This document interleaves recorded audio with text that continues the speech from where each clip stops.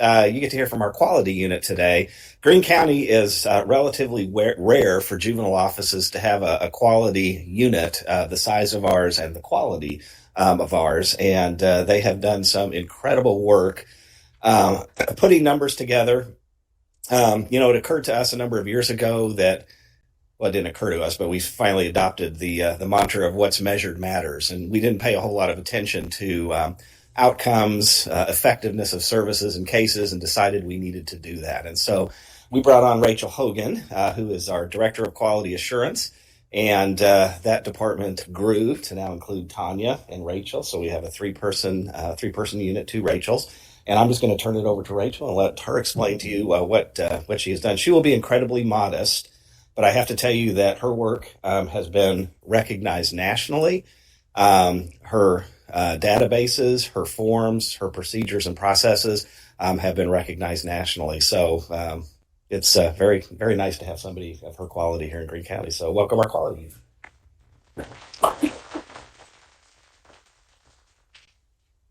Good morning, everybody. All right. I just want to disclose this is all pre-coffee, so I'm going to do the best I can. Okay. Okay. So I do have a little bit of a PowerPoint. Thank you, Bill, for introducing us. I did want to go a little bit more into our history. It's definitely been a journey and a series of evolution. Oh, I can see over there too. Throughout the past few years. So under Bill's leadership, the Juvenile Office Performance Standards came into play in 2017. And so these are really helpful standards to help note, what juvenile officers are supposed to be doing, being more consistent throughout the state. And so part of those standards is to know if you're doing it well, you have to measure what you're doing. So in 2018, I was hired as the research management analyst, and it was a blank slate. The thing that I really remember when I started on my first day is kind of like this: go forth and measure, like go forth and try to figure out what we need to do. I remember just having a binder that had some measures in the back to start from. But it was kind of exciting to just start a new job and to have complete flexibility and freedom to just try to build something from scratch. So through that, there was a lot of ad hoc reporting, just trying to get my feet wet and also developing this data culture to get people kind of familiar with data and to become more comfortable with it. Because when you go from not measuring a whole lot to measuring more, I think people get a little nervous with that, because you're like, you're grading me or you're looking into what I'm doing. But really, I tried to put forth this growth mindset and say anything that we research or measure really is just all for learning so that we can make potential improvements going forward. From 2019 to 2021, we received a series of technical assistance grants to really help us bake in best practices into our organization and into juvenile justice. And we'll talk a little bit more about that, but there was a huge data piece related to that. Part of that organizational change that we received from our technical assistants is we actually created this quality services unit in 2021. Was just me and Ellen for a while. So thanks, Ellen, for all your work. And then we hired an additional analyst in 2022. And then as of late, we have reorganized with myself as the director and two additional analysts. So a few key projects that we work on, I'll just run through real quick. So in our lifespan, we've received technical assistance. We've developed a series of monthly dashboards, which I'll go over. I'm working towards writing a series of annual statistical reports. Managing the data is a huge piece of the puzzle. Engaging in continuous quality improvement tactics throughout the office to help them. We assist with grant writing. And then we are currently in the middle of conducting a juvenile delinquency recidivism study. So as far as technical assistance, as I mentioned earlier, our first project was the Dennis M. Mondoro project, which was specific to kind of the juvenile delinquency sector of the office. And part of that technical assistance that was really helpful is we did a data capacity assessment. So we had experts come in from the National Council of Juvenile Justice. And the thing that he liked to say that I thought was really cool is like he called it a cookbook. So like in a cookbook or in a recipe, you have all of these ingredients so that you can create something delicious. Well, in our case, we were taking we were taking stock of all of the data elements that we had in place so that we could produce some sort of report or some sort of meaningful information. And so it was really helpful to go through that because he helped us identify, what are they looking at on the national level and what do we have available, or what is something that we have to reach for. We also did the same type of data capacity assessment in more of the child abuse and neglect area of the office through the National Council of Juvenile Family Court Judges site project. So one of the products that we have is we have an actual report from that assessment that was completed that we can go back to and make adjustments to or add new projects on. So it's been really helpful. Next, I'll talk about some of the monthly dashboards that we've created. At this point, I've got about 4 dashboards that go out routinely. The first one has to do with delinquency intake. So one of the legacies of Alan and one of his products that he created is we created a database for our intake unit. The reason that we needed that is because of the juvenile office performance standards. You could only put legally sufficient juvenile referrals into our juvenile information system, or JIS. And so there were a number of referrals that were coming in that were being reviewed that were either found legally insufficient or we decided to divert them and they weren't being captured in our database. So we needed to create some sort of data structure to capture that information so we could report on it. So the delinquency intake dashboard comes off of the data that's housed in that database. And we look at things like basic inputs and outputs. So how many referrals did we receive in a month? What happened to those referrals? How long did it take to process those referrals? We have a similar database that was developed for our diversion unit. Our diversion unit works on cases that do not get put into our state-owned database. So we captured various throughput information for them. For example, we count the number of cases that come in, and those cases can receive an action plan, and we actually document those action plans and can report on them. Finally, or third, we have an abuse and neglect unit dashboard. And I kind of want to brag on our state system a little bit. Part of our data capacity assessment, it was very rare to have a data system that could report out our abuse and neglect outcome data, which I just thought is fascinating because if you're tracking abuse and neglect information, wouldn't you want to know the number of kids that reunify with their families? But apparently that's not very common across the nation. And so we have a very unique system that we can easily report on our reunification data. So that's one of the indicators that comes out in our monthly report and also our annual statistical report. And then lastly, we have an attorney caseload review tracker. So Bill assigns contracts to attorneys to provide representation for child abuse and neglect parents and guardian ad litems, and we track the numbers of those appointments and we track the capacity rates for those appointments. And we're still in a place of evolution, so my goal is to develop 2 or 3 additional dashboards specifically to juvenile delinquency. So this is an example of a dashboard. It might be a little hard to see on the screen, but you can see that we have a trend line at the top. This is specific to abuse and neglect cases, so it's color coordinated by case type. So we've got referrals in blue, petitions in orange, removals in gray, and termination of parental rights hearings in yellow. And so you can see month by month kind of what's the trend. When we do our annual statistical report, it's year by year, and we have data from 2017 onward. So from this data, you can easily see, okay, well, what's our petition filing rate? What's the rate of referrals that we actually file a petition on? Of those petitions that get filed, what's the percentage that we actually remove children from the home? So that kind of helps us understand a little bit about what's happening with our system. This is an example, which is really hard to see, but this is an example of our delinquency intake dashboard. And so it's a lot of raw counts. So we're looking at, okay, month by month, how many law violations, status offenses, total referrals did we receive? How quickly are we closing those cases within 14 days? What are our referral sources? Are they coming from, municipal police, school officers, or parents self-referring? And I like this one because, this dashboard is actually created in Excel. So you can manipulate Excel to visualize a little better. And I like being able to add the spark lines, which are on the right, so you can see trend data quickly without taking up a lot of space with a chart. And then this is our output information. So this is the second page of that dashboard. So for all of the referrals that come into our system for delinquency intake, we can do 4 things with them.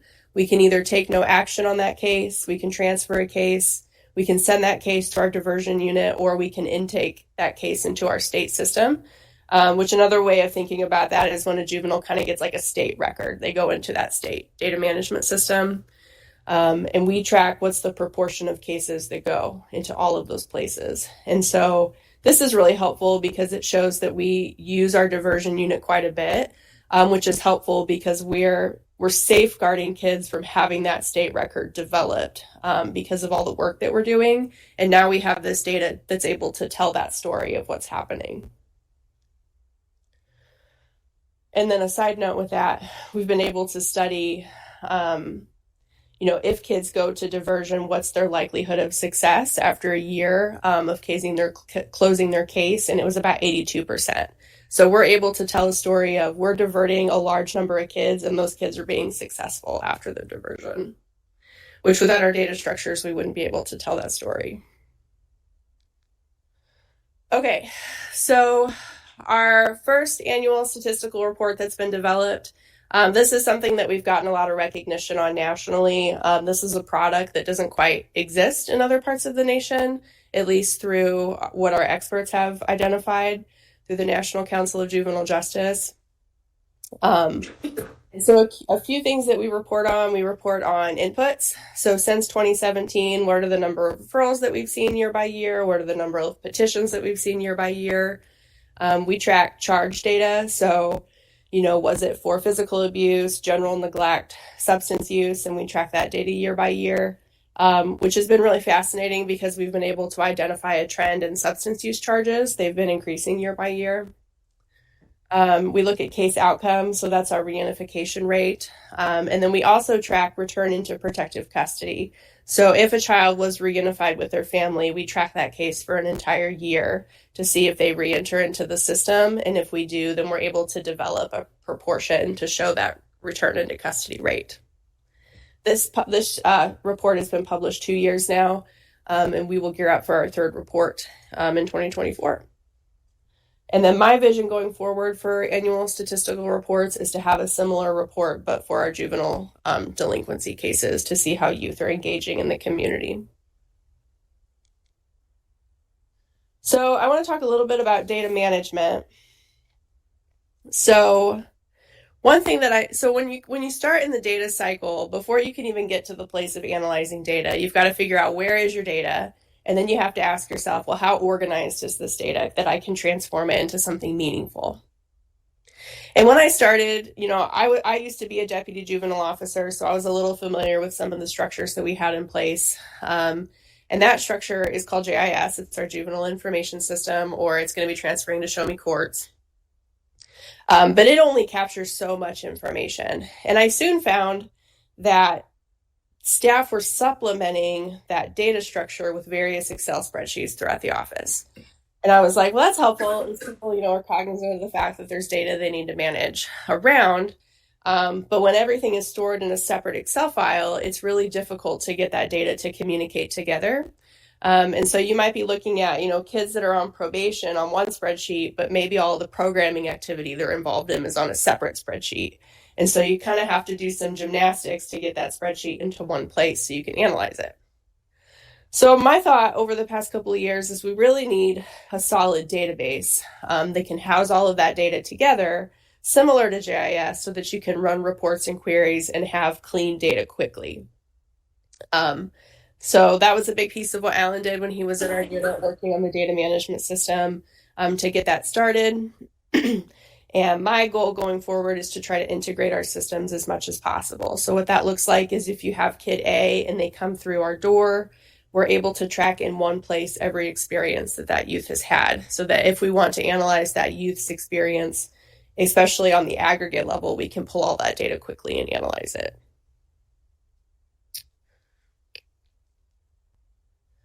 Next, I'll talk about one of the projects that we tackle around the office, which is this business model of total quality management or continuous quality improvement, CQI.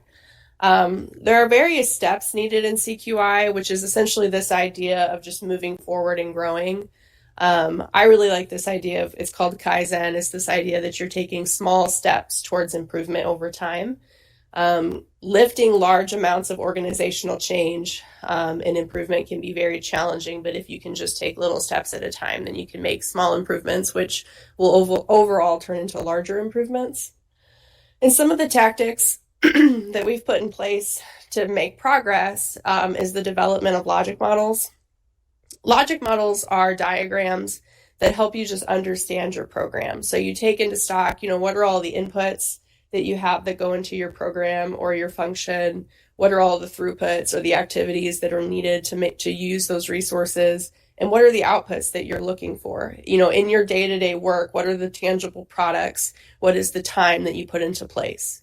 And then you connect them to goals and outcomes. So what is it that you're hoping to achieve? One thing that we'll talk a little bit about is recidivism. So for youth juvenile delinquency, they come into our system because they've committed a law violation.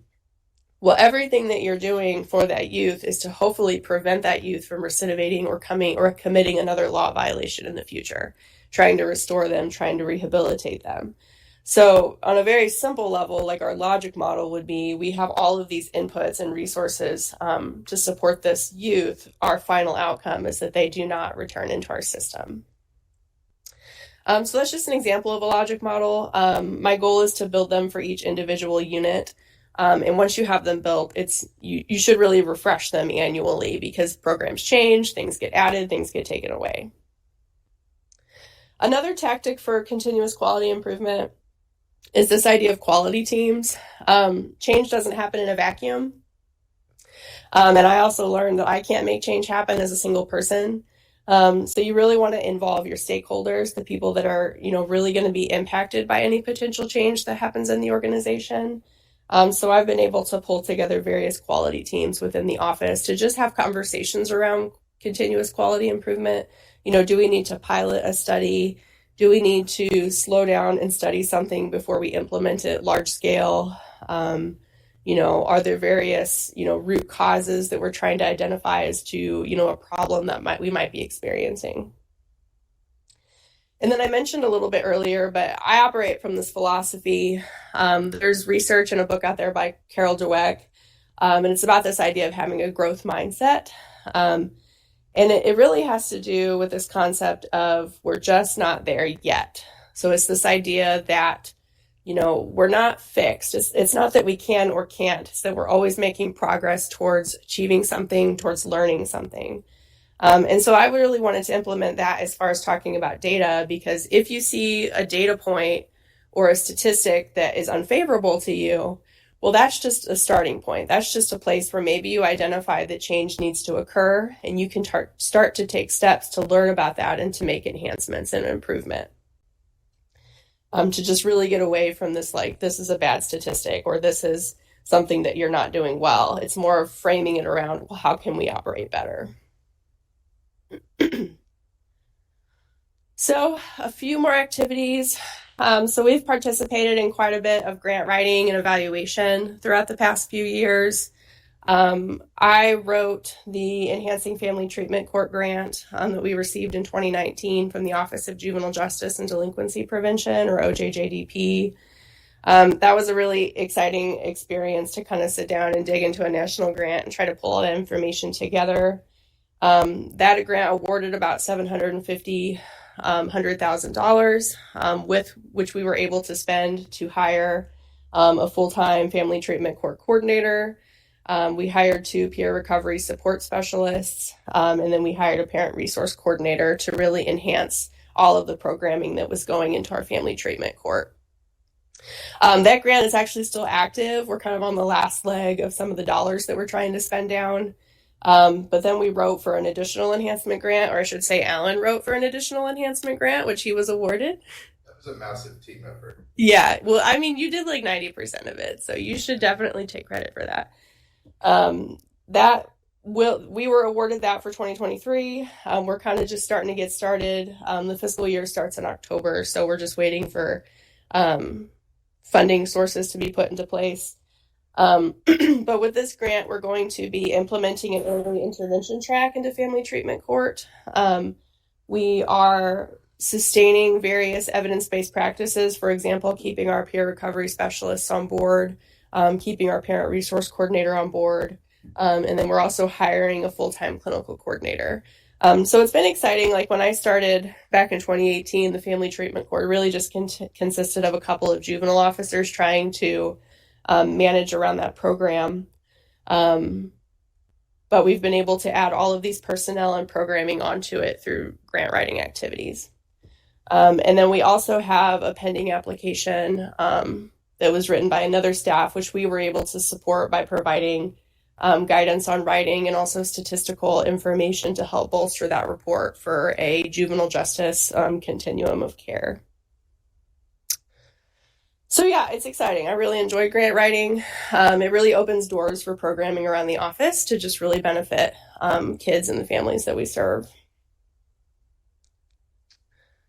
So lastly, I wanted to talk a little bit about our recidivism study. So when we had our technical assistants come through, one thing that really struck me is our expert at the time, John Toole. I just remember him looking over at me and asking, well, what's your recidivism rate? And I was just like, well, I don't know. And it's never comfortable when you have to say, I don't know, when someone asks a question. And so, it really inspired me that, well, that's a pretty foundational statistic that you should know. If you're serving all of these youth, you really should have an idea, of how successful you're being with them to, prevent them from coming back into your system. So with that, we started looking into youth recidivism. Unfortunately, there's not a lot of data on the national level. OJJDP doesn't typically produce a recidivism rate. There are so many nuances to juvenile justice systems across the nation that it's really hard to operationalize that data so that you can talk about it on the aggregate. And also on the state level, there's not a lot of data to pull from. So I was kind of stuck in this place of, well, I don't have anything to start off of, and I don't really have anything to compare it to. But maybe we just need to get in and get started and operationalize our own study, which is what we've done. So what we're doing is we're doing a cohort study. A cohort study is where you group people together. And so we're grouping them by year of entry. So for every referral that was generated in 2020, for example, we're tracking that referral to see what happened to that case. And we're waiting till that case closes, and then we're giving it an entire year to see if that youth re-enters our system. That is a project that Tanya has been taking on full time as our quality management analyst. And we're eventually going to have data from 2017 onwards so that we can have year by year recidivism rates. So we can see overall, is our system, is our success rate improving or declining? We can put story to that to see what was happening to our system in 2017 or 18 or 2019. It's a very blunt measure, and then it doesn't really tell us the why, but at least gives us somewhere to start. And then we can use continuous quality improvement tactics to kind of drill down and try to figure out, well, what's really driving this recidivism rate? So our study has a question. So the question that we're trying to answer is, what is the rate in which youth who had an experience with the juvenile office and received a service recidivate with an additional legally sufficient referral within 1 calendar year of the initial case closure? So that's a kind of a mouthful of a question, but it's helpful because it's very specific, so you know what you're talking about. And all of our methodology is built around trying to answer this one specific question. Tanya and I were talking about it last week, and we're pretty close to publishing information from 2017 to 2020 to have a closed cohort.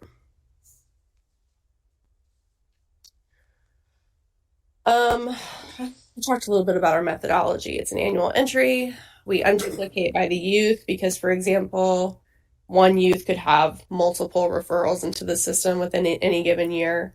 And our formula for our recidivism rate essentially is the number of youth that recidivate divided by the number of youth in that cohort population. And like I said, We're hoping to have some information to present in the next couple of months. And as I'm building our annual juvenile delinquency statistical report, this will be a key feature in that report. That's the quality unit. We've been keeping busy. This is my information, email and phone, and then I put Tanya's on there if you have a question about the recidivism study. So thank you for listening to me. Do you have any questions?